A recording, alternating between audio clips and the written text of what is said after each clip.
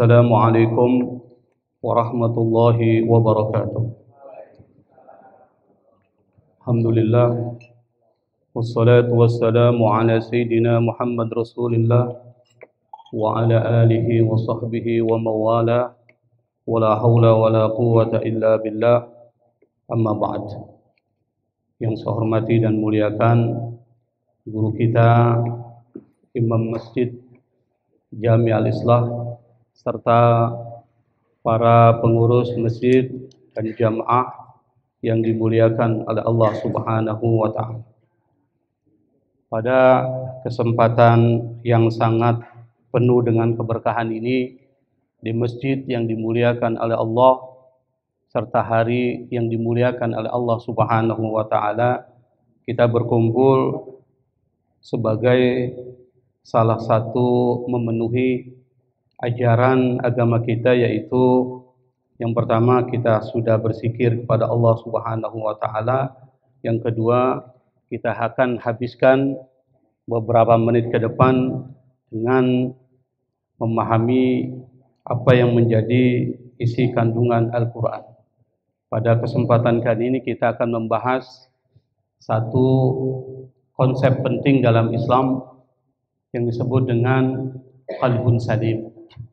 Kalau kita buka lembaran kitab suci Al-Quran itu, kata qalbun salim itu disebutkan dalam dua ayat. Nah, salah satu ayat yang sering kita dengar adalah yauma la yanfa'u malun wala banun illa man atallaha biqalbin salim. Kata Allah, nanti di hari akhirat, anak yang kalian bangga-banggakan, harta yang kalian bangga-banggakan itu tidak akan memberikan manfaat sedikit pun, kecuali orang yang datang kepada Allah Subhanahu wa ta'ala biqalbin salim, dengan membawa hati yang bersih. Jadi qalbun salim itu adalah satu konsep yang disebutkan Allah dalam Al-Quran. Dan konsep kedua, lawan dari qalbun salim, yang disebutkan juga di dalam Al-Quran, yang disebut dengan qalbun marid. Fi qulubihim maradun. Dalam hati mereka itu ada penyakit. Jadi kalau kita buatkan satu kesimpulan konsepnya, yaitu ada dua jenis qalbun. Qalbun salim dan qalbun marid. Nah, dua konsep ini menjadi pembahasan penting. Yang pertama adalah qalbun. Qalbun ini dalam bahasa Arab itu artinya hati. Tetapi kalau dikaitkan dengan persoalan biologi, qalbun itu artinya jantung. Kalau hati itu adalah kabidun. Kabid itu hati. Qalbun itu artinya jantung. Itu kalau dikaitkan dengan ilmu biologi. Tetapi kalau dikaitkan dengan ilmu spiritualitas Islam, yang dimaksud qalbun ini adalah hati. Dan ini menjadi pembahasan penting. Kenapa disebut dengan qalbun? Karena qalbun itu litaqallubihi. Karena hati itu selalu bolak-balik. Kadangkala kita ada sifat malasnya, ada sifat rajinnya. Kadangkala kita ketika menjalankan ibadah pada Allah Subhanahu wa ta'ala itu malas sekali. Tapi ada juga rajin. Ada juga keadaan hati yang kadangkala kita senang, kadangkala kita tidak senang. Itu namanya hati, keadaan hati. Maka qalbun disebut dengan disebut dengan kata qalbun litaqallubihi dalam bahasa Arab, karena dia suka bolak-balik itu. Maka doa kita kepada Allah adalah ya muqallibal qulub tsabbit qalbi ala dinik. Wahai yang membolak-balakan hati, maka tetapkan hatiku terhadap agama. Nah, kenapa qalbun menjadi pembahasan yang penting? Ada sebuah hadis Nabi Muhammad sallallahu alaihi wasallam, dan hadis ini adalah hadis yang diriwayatkan oleh Nu'man bin Bashir dan diriwayatkan oleh kolektor hadis yang muktabar, Imam Bukhari dan Imam Muslim. Jadi keyakinan Ahlus Sunnah wal Jamaah, kalau ada hadis yang diriwayatkan dan dikumpulkan oleh kedua imam hadis ini, maka hadis itu adalah hadis sahih. Itu keyakinan Ahlus Sunnah wal Jamaah. Kalau hadis itu ada di dalam kitab Sahih Bukhari, maka kita yakin itulah hadis sahih. Dan kalau hadis itu ada dalam kitab Muslim, kita yakin itu adalah hadis sahih. Kenapa? Karena Imam Bukhari dan Imam Muslim dalam memasukkan hadis-hadis dari Rasulullah SAW ke dalam kitabnya, ke dalam koleksi hadisnya itu persyaratannya sangat ketat. Persyaratannya sangat ketat.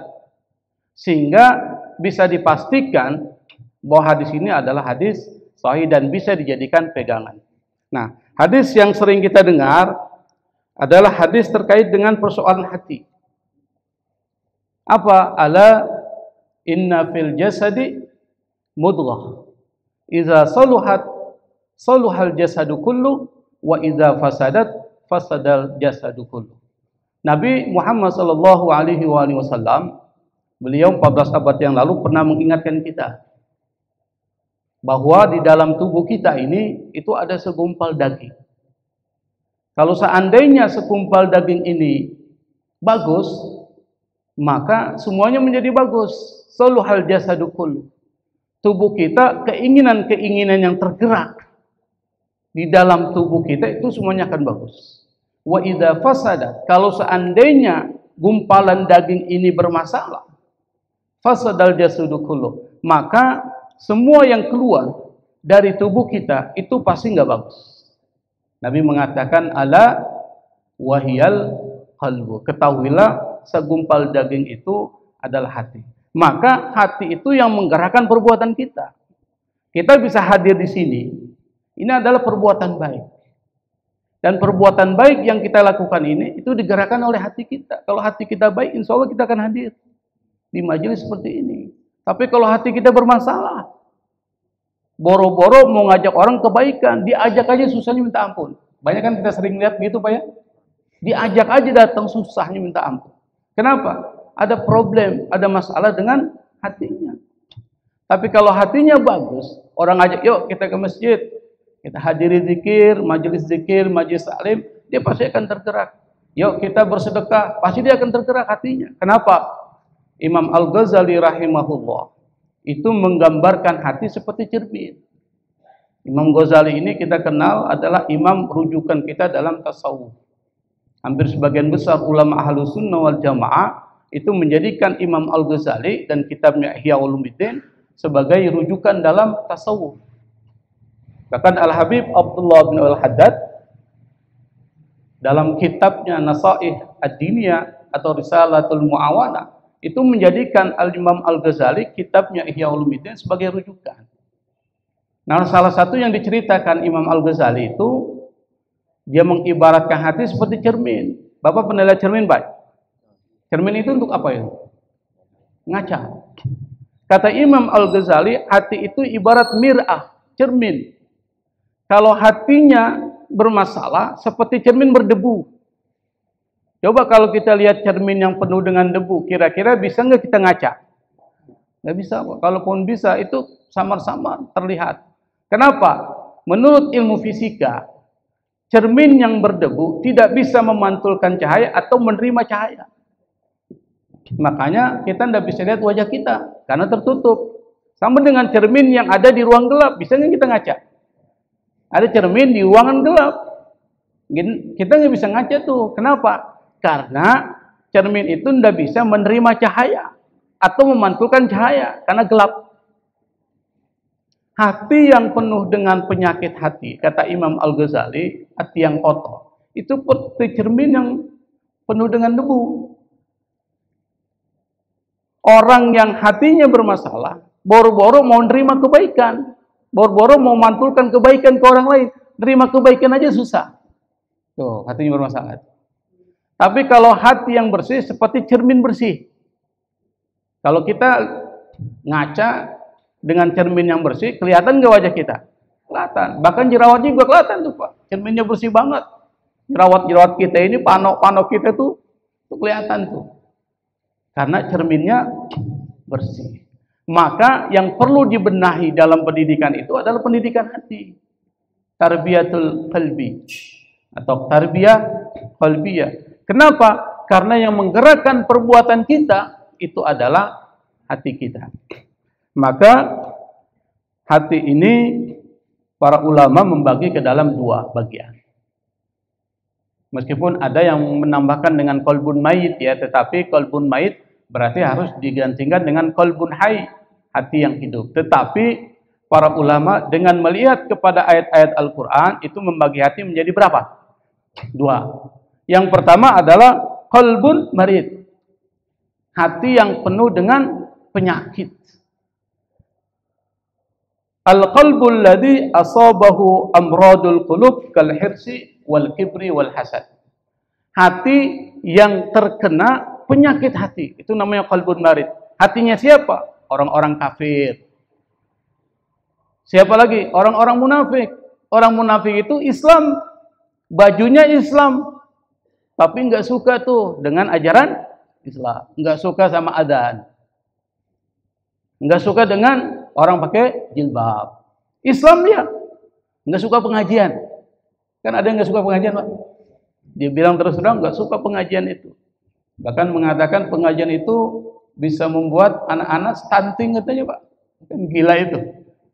Nah, ini perlu dipertanyakan keislamannya. Kenapa? Karena hatinya bermasalah. Maka dalam Al-Quran sebutkan fi qulubihim maradun fazadahumullahu marada. Dalam hati mereka itu ada penyakit. Hatinya siapa? Orang munafik tuh disebutkan dalam surah Al-Baqarah itu. Nanti dibaca surah Al-Baqarah ayat 10 kalau nggak salah. Fazadahumullahu marada, maka Allah tambahkan lagi penyakit itu. Yang kedua, qalbul kafir, hatinya orang kafir.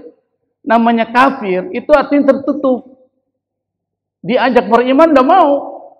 Bahkan sesama orang-orang kafir itu bersatu. Tetapi hati mereka pecah. Jadi orang-orang kafir itu bersatu sebenarnya, tetapi hati mereka pecah. Tahsabuhum jami'an wa qulubuhum syatta. Kata Allah dalam Al-Quran, kalian menganggap mereka itu bersatu. Padahal hati mereka terpecah-pecah. Kenapa mereka bisa bersatu? Karena musuhnya sama. Siapa? Islam. Maka mereka bersatu itu untuk mencoba menghancurkan Islam. Tapi hati mereka itu sebenarnya terpecah-pecah. Nah, ini disebut dengan qalbun marid. Nah, salah satu yang membuat hati itu menjadi kena penyakit itu adalah penyakit, kata Ibnul Qayyim Al-Jauzi dalam kitabnya Al-Fawaid mengatakan usulul khataya thalatha. Yang membuat atau pokok dari semua persoalan di muka bumi ini tiga. Apa? Al-hirsu wal kibru wal hasad. Yang pertama sifat tamak, rakus, kalau orang sini bilang rakus. Yang kedua sifat sombong. Yang ketiga sifat hasad. Hasad, iri hati atau dengki. Nah, sekarang saya ingin cerita al-hirs. Apa sih tanda orang terkena penyakit tamak itu? Ternyata penyakit hati yang disebut dengan al-hirs. Al-hirs itu artinya lebih tinggi dari keinginan biasa. Itu al-hirs. Nah, salah satu ukuran untuk mengukur apakah kita kena penyakit tamak atau tidak, ukurannya adalah tidak pernah puas terhadap rezeki yang diberikan oleh Allah Subhanahu wa Ta'ala. Kata Nabi, anak cucu Adam itu kalau seandainya diberikan satu lembah berisi emas, pasti dia akan berharap lembah emas yang kedua. Kalau diberikan lembah emas yang kedua, dia berharap diberikan lembah emas yang ketiga. Nabi mengatakan wala yasuddu jawfa ibni Adam illa turab. Yang menutup perutnya manusia anak cucu Adam itu adalah tanah. Kalau dia udah mati hilang sudah sifat tamaknya. Itu kata Nabi. Yang kedua cirinya adalah menghalalkan segala cara. Jadi kalau kita punya sifat menghalalkan segala cara untuk mendapatkan apa yang kita inginkan, hati-hati Pak, kita udah terkena penyakit tamak itu.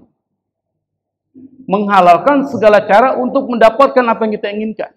Misalnya memasukkan ijazah, kita ingin menjadi anggota DPR, persyaratan tidak memenuhi, kita palsukan ijazah. Itu menghalalkan segala cara. Atau untuk mendapatkan posisi-posisi penting, ada lawan kita sebarkan hoax tuh, kita fitnah, kita hancurkan harga dirinya supaya orang tidak milih dia. Banyak nggak begitu Pak? Banyak Pak. Kenapa? Karena ada penyakit hirs, ada sifat tamak yang masuk ke dalam dirinya. Saya ingin memberikan satu contoh. Dulu pada zaman Nabi Isa, ada seorang pemuda itu datang kepada Nabi Isa alaihissalam. Dia bilang, "Ya Isa bin Maryam, wahai Isa putra Maryam, saya ingin menemani engkau kemanapun engkau pergi. Saya ingin menjadi muridmu." Nabi Isa alaihissalatu wassalam setuju. Pergilah mereka melakukan perjalanan sampai di satu tempat. Ketika mereka lelah, Nabi Isa alaihissalatu wassalam mengeluarkan dari tasnya itu 3 buah roti. 3 buah roti. Nah, roti pertama diberikan kepada temannya yang mengikuti dia dalam perjalanan. Roti kedua dimakan sendiri oleh Nabi Isa, tinggal tersisa roti ketiga. Lalu kemudian setelah selesai Nabi Isa makan, Nabi Isa pun kemudian pergi menuju sungai untuk mengambil air untuk diminum. Saat kembali, ternyata roti yang ketiga udah nggak ada itu. Nabi Isa tanya, roti sisa yang tadi, yang ketiga ini kemana? Ditanya sama siapa? Sama temannya itu. Dan tidak mungkin kan roti itu hilang begitu aja. Siapa selain mereka berdua yang ada di situ? Dan orang yang ditanya, temannya itu, dia bilang, saya nggak tahu. Ditanya berkali-kali oleh Nabi Isa alaihissalam, jawabannya saya nggak tahu. Padahal Nabi Isa tahu kalau yang makan roti yang ketiga itu dia. Nabi Isa tahu, karena nggak ada orang lain. Akhirnya Nabi Isa bilang sama orang tersebut, oke, kita lanjutkan perjalanan. Mereka berdua melanjutkan perjalanan sampai masuk ke dalam sebuah hutan. Setelah mereka lelah, mereka pun istirahat. Di depan Nabi Isa alaihissalatu wassalam ada kerikil-kerikil tuh, batu-batu. Nabi Isa langsung ambil kerikil itu, lalu dia mengatakan, kuni dhahaban biiznillah. Jadilah kalian menjadi emas dengan izin Allah subhanahu wa ta'ala. Enak nggak kalau kita punya seperti Nabi Isa mukjizatnya, Pak? Pegang batu kita bilang, jadilah emas dengan izin Allah. Jadi emas ya. Kenapa? Yang ngomong Nabi. Apa yang menjadi permintaan Nabi pasti dikabulkan oleh Allah subhanahu wa ta'ala. Karena bukan keinginan dia, tapi keinginan Allah subhanahu wa ta'ala. Akhirnya emas tersebut dia bagi 3. Kata Nabi Isa, emas ini saya akan bagi 3. Sebagian saya berikan kepada engkau, sebagian menjadi milik saya, dan yang ketiga ini saya berikan kepada yang makan roti ketiga tadi. Ini pemuda tersebut bilang, ya Isa, yang makan roti ketiga tadi itu saya. Oh, Nabi Isa marah. Akhirnya diberikan semua emasnya kepada orang tersebut. Langsung kemudian Nabi Isa bilang, mulai detik ini, saat ini kita pisah. Kau jalanlah sesuai dengan keinginanmu dan aku akan jalan sesuai dengan keinginanku. Pisah dia berdua. Pada saat ketika orang ini berada dalam hutan sendirian dengan emas yang begitu banyak, juga bingung dia. Bagaimana bawanya nih? Tiba-tiba datang 2 perompak. 2 perompak atau 2 perampok datang ke situ, kebetulan di hutan. Dan perampok ini bukan perampok pintar, tapi perampok bodoh.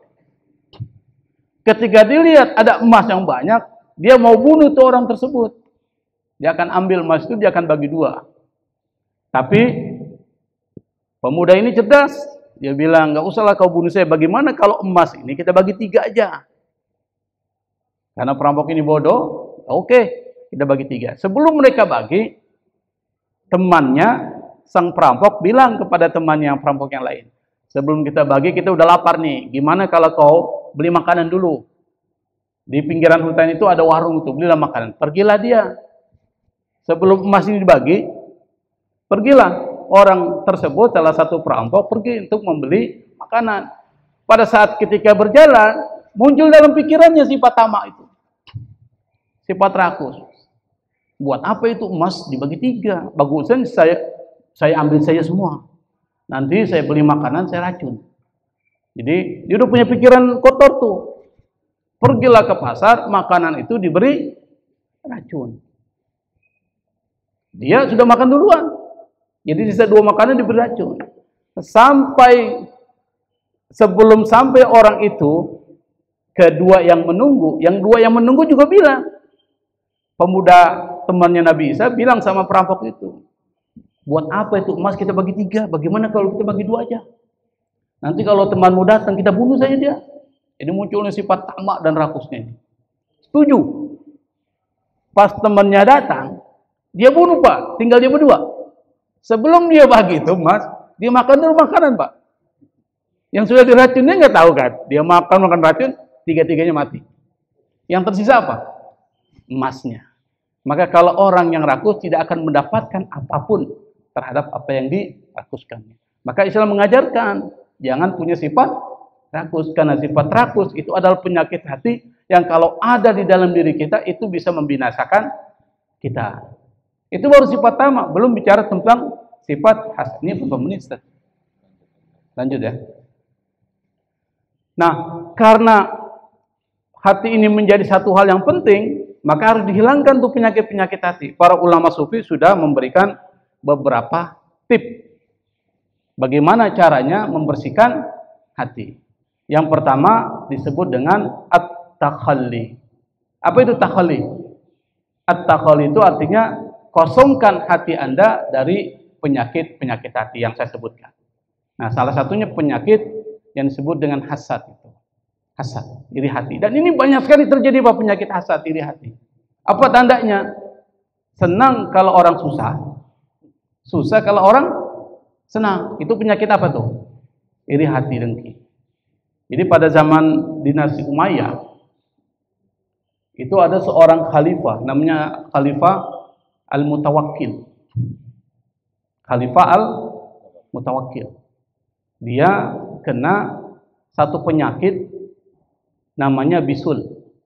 Kalau orang sini sekarang disebut dengan tumor lah, atau bisul yang sangat ganas.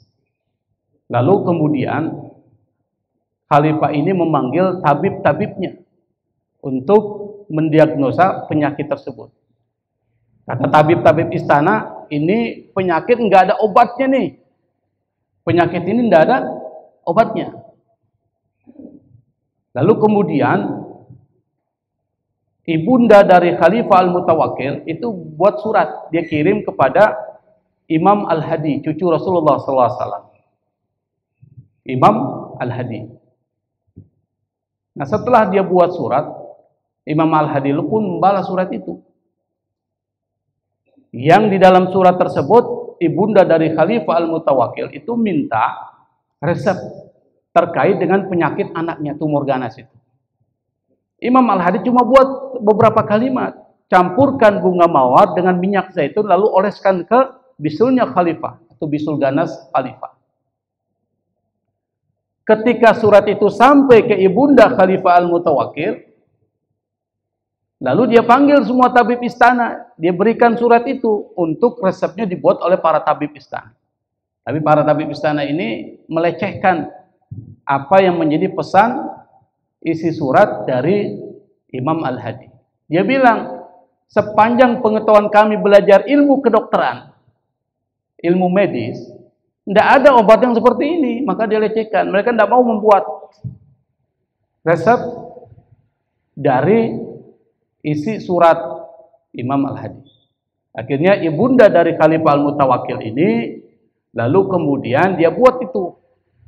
Dia buat resep itu, setelah jadi, lalu dia oleskan ke bisul Khalifah Al-Mutawakkil, akhirnya sembuh.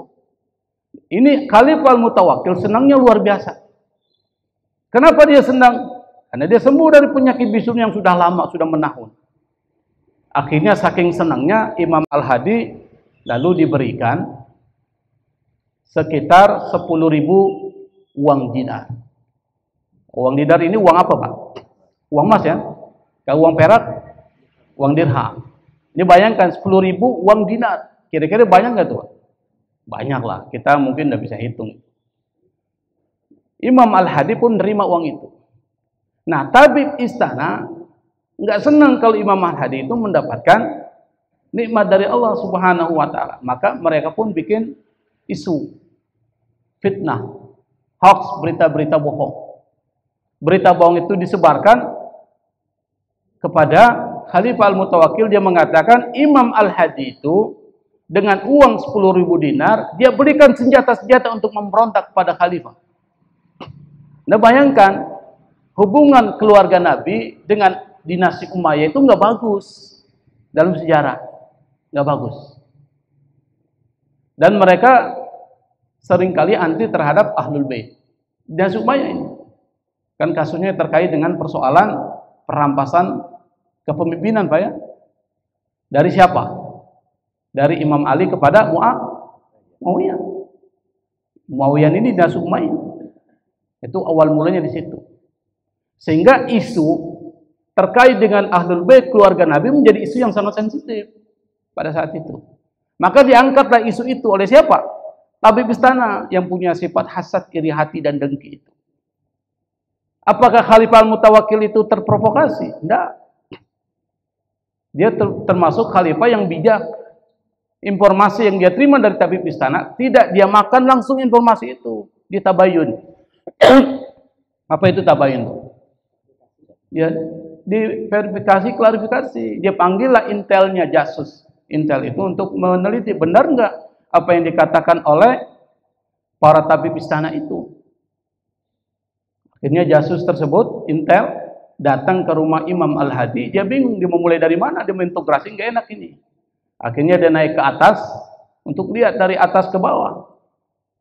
Tiba-tiba ada suara dalam rumah yang memanggil, wahai fulan, turunlah dari atas genteng, masuklah dan lihat apa yang ada dalam rumahku. Imam Al-Hadi. Ini jasusnya bingung, kok tahu?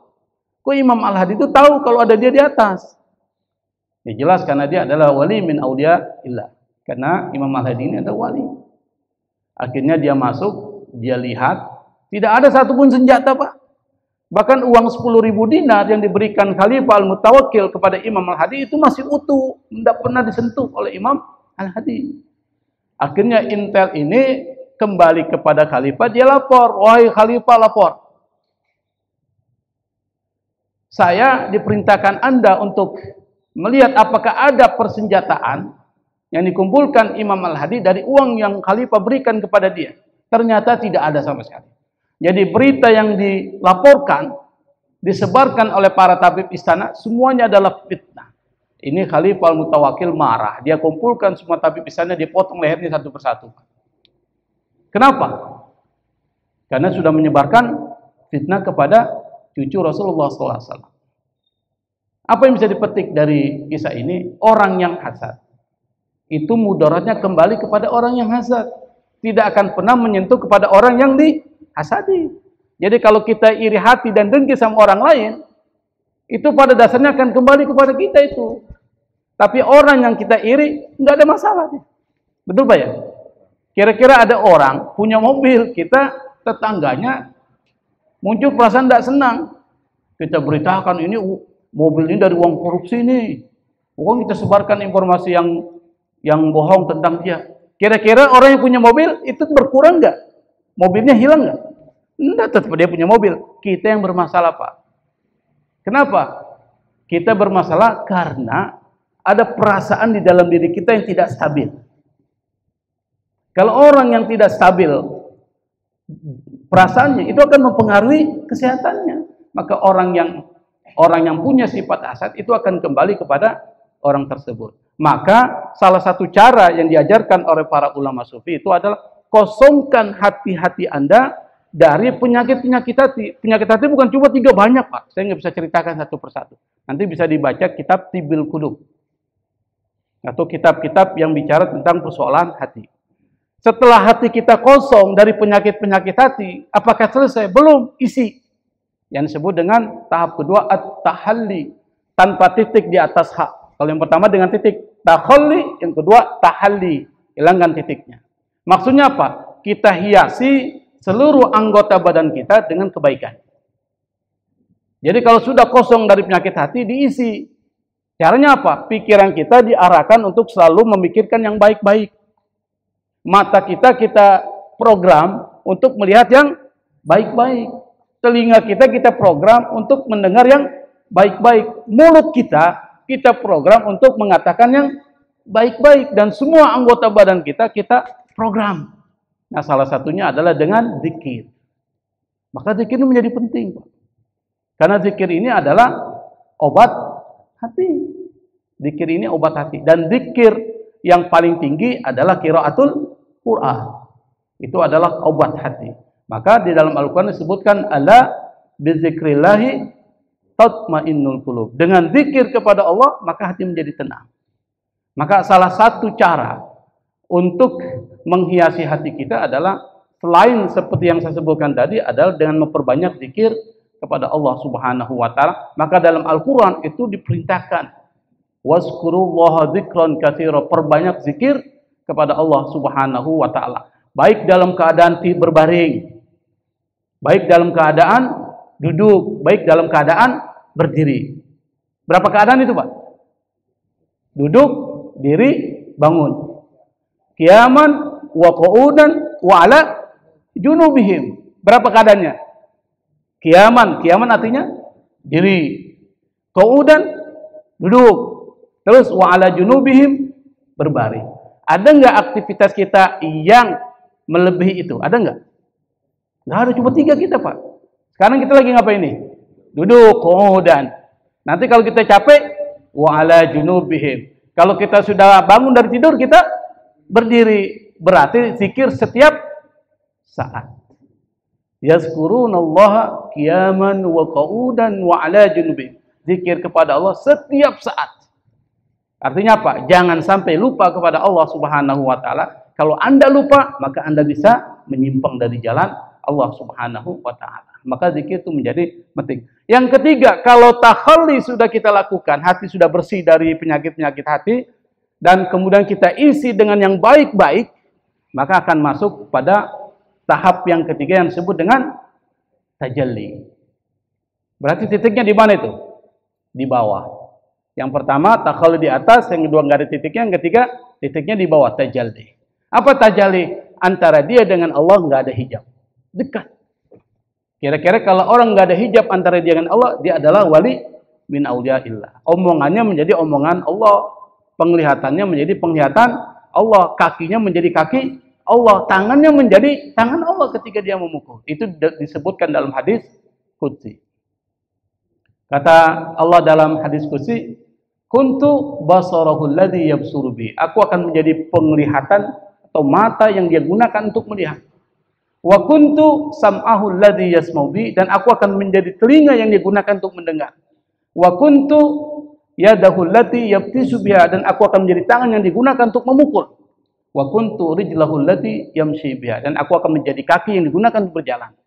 Itu kalau orang selalu mendekatkan diri kepada Allah dengan yang sunnah-sunnah, setelah yang wajib dia lakukan, salah satunya dengan zikir kepada Allah, maka dia akan menjadi orang yang dekat kepada Allah. Siapa contohnya? Nah, salah satu contoh yang diceritakan Allah dalam Al-Quran, Siti Maryam. Siti Maryam. Pernah dengar cerita Siti Maryam? Pernah ya? Nah, salah satu episode dari cerita Siti Maryam adalah beliau ini kan dipuji oleh Allah. Di antara orang yang paling disucikan oleh Allah Subhanahu wa taala itu adalah Siti Maryam. Di antara semua perempuan yang ada di dunia ini, salah satunya adalah Siti Maryam. Kenapa? Karena Siti Maryam itu selalu bertasbih, memuji Allah, berzikir kepada Allah. Tidak pernah ada satupun saat dia lalaikan dari berzikir kepada Allah Subhanahu wa taala, mendekatkan diri kepada Allah Subhanahu wa taala di mihrab. Di satu tempat yang tersendiri, di situ dia bertasbih kepada Allah. Nah, ketika dia sudah dekat dengan Allah, maka nggak ada hijab antara dia dengan Allah Subhanahu wa taala. Apa yang dia minta, bahkan apa yang tidak dia minta, itu akan diberikan oleh Allah Subhanahu wa taala. Kan dalam Al-Quran disebutkan itu ceritanya. Siti Maryam diberikan rezeki oleh Allah dengan buah-buahan musim dingin yang saat itu musim panas. Kira-kira menurut logika ada enggak buah yang muncul pada musim dingin tapi ada di musim panas? Itu menurut logika enggak masuk akal. Tapi Siti Maryam dia dapatkan buah itu. Lalu pada saat musim dingin dia dapatkan buah-buah pada musim panas. Kira-kira masuk akal enggak? Enggak masuk akal. Sampai ketidakmaksud akalan ini itu sampai kepada Nabi Zakaria alaihissalam. Nabi Zakaria ketika masuk ke mihrab Siti Maryam, dia kagetnya luar biasa. Kenapa? Enggak logis ini. Sampai dia bertanya, "Anna laki hada ya Maryam?" Ini semua dari mana? Nabi aja masih bingung tuh. Apalagi kita. Apa kata Siti Maryam? Hada min indillah. Ini adalah dari Allah Subhanahu wa taala. Artinya apa? Ketika orang dekat kepada Allah Subhanahu wa taala, hatinya sudah bersih. Kalau orang dekat kepada Allah, berarti hatinya sudah bersih. Tahalli sudah dilaksanakan. Maka dia akan dekat kepada Allah. Jangankan dia minta, enggak diminta aja Allah kasih. Kalau kita udah minta terus nggak dikasih-kasih kan? Karena hati kita bermasalah. Tapi Siti Maryam, orang yang bersih, orang yang suci, minal mutatahhirin, orang yang sudah Allah sucikan. Itu jangankan dia minta, tidak diminta saja Allah kasih. Apalagi dia minta. Maka kalau kita ingin segala hajat kita dipenuhi oleh Allah Subhanahu wa taala, maka syaratnya adalah bersihkan hati kita dari penyakit hati. Itu yang disebut dengan qalbun salim, dan bersihkan dari penyakit-penyakit hati. Nah, kalau sudah bersih, insya Allah apapun yang menjadi hajat kita akan dikabulkan oleh Allah Subhanahu wa taala. Wallahu musta'an. Wassalamualaikum warahmatullahi wabarakatuh.